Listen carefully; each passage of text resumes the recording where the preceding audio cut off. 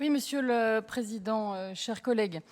Permettez-moi d'abord de revenir sur les propos de notre collègue Monsieur Dugourc. J'ai l'impression que c'est un autre marronnier de Noël, si je puis dire, que vous nous proposez là, chers collègues Dugourc. Marronnier de Noël qui consisterait à nous faire passer, nous, le groupe de gauche, celui dont on ne peut pas prononcer le nom, apparemment, Monsieur le Président, puisque vous avez toujours un peu de mal. Marronnier qui consisterait donc à faire passer le groupe de gauche, à nous faire passer donc nous pour des guignols.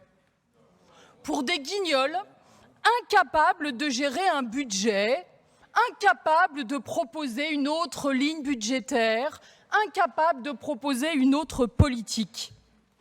Mais j'aurais tendance à vous dire qu'il faudrait peut-être passer quand même au XXIe siècle, Monsieur Dugourc. Il faudrait peut-être quand même changer de logiciel, parce que nous n'avons rien à y gagner, ni les uns ni les autres. Et pour reprendre vos propos, puisque vous êtes restés bloqués au siècle d'avant où les socialistes s'opposaient au RPR, il me semble quand même pouvoir dire qu'un certain nombre de socialistes, comme vous nous le dites, se débrouillent plutôt pas mal en matière de gestion de collectivité.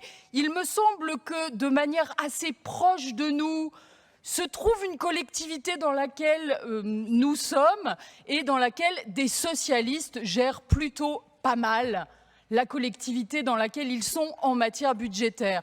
Donc faire croire que les socialistes ne seraient pas en capacité de gérer un budget me paraît un peu court. De même, réduire notre opposition ou réduire l'intervention de notre président de groupe à un problème de timbre me semble aussi un peu court.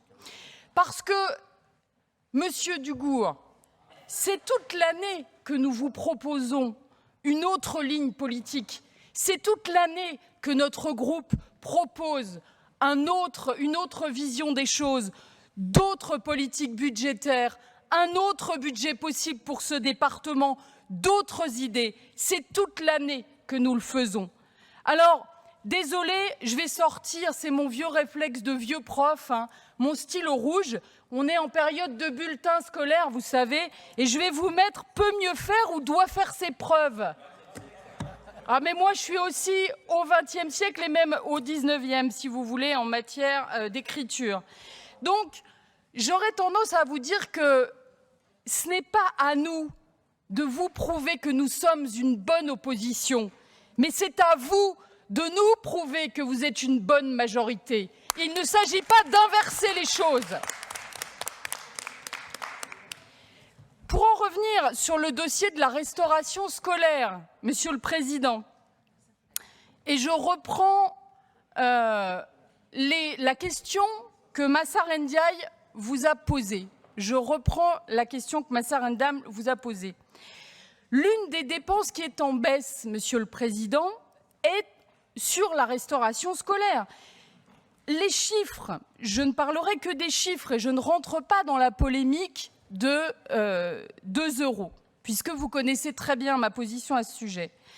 On constate une baisse des crédits pour couvrir les dépenses qui passent en 2023 de 2,83 millions d'euros à une prévision en 2024 à 2,1 millions d'euros. Il s'agit donc bien d'une baisse. Bon. Or, le nombre d'élèves n'a diminué que de 150 en 2 ans. Donc on ne peut pas dire non plus que cette baisse soit liée au nombre d'élèves qui auraient chuté, ce qui aurait pu être une explication rationnelle. Donc, il ne nous reste qu'une solution, c'est il y a moins d'élèves qui mangent à la cantine. Or, vous nous dites depuis un certain nombre de mois qu'il y a une hausse de la fréquentation liée aux 2 €. Alors, comment pouvez-vous faire en sorte qu'avec une hausse d'élèves qui mangent à la cantine et un budget en baisse, Alors qui paye à un moment donné? Soit il y a une baisse de qualité, soit ce sont les établissements scolaires qui vont devoir prendre à leur charge le reste à charge, mais ou soit, expliquez-nous simplement et sans polémique, pourquoi est-ce que ce budget de restauration scolaire a diminué? On sait tous, et Massarendia il a dit tout à l'heure, qu'il pouvait avoir un réapprovisionnement de crédit, j'allais dire, durant l'année. Ce que l'on a fait durant l'année 2023, on a réimpulsé, je crois, 500 millions, n'importe quoi, 500 000 euros, me semble-t-il, mais je n'ai pas noté le chiffre précis. Donc peut-être que vous allez nous dire on préfère partir sur une prévision basse et on remettra durant l'année. Ou alors, expliquez-nous pourquoi est-ce qu'on a une baisse sur la restauration scolaire. Est-ce que donc c'est l'une des baisses que vous nous proposez sur ce budget? Et c'était, je crois, l'objet de la question aussi de notre président Avena, qui demandait sur quelle ligne budgétaire vous aviez fait un certain nombre de réductions des dépenses. Je vous remercie.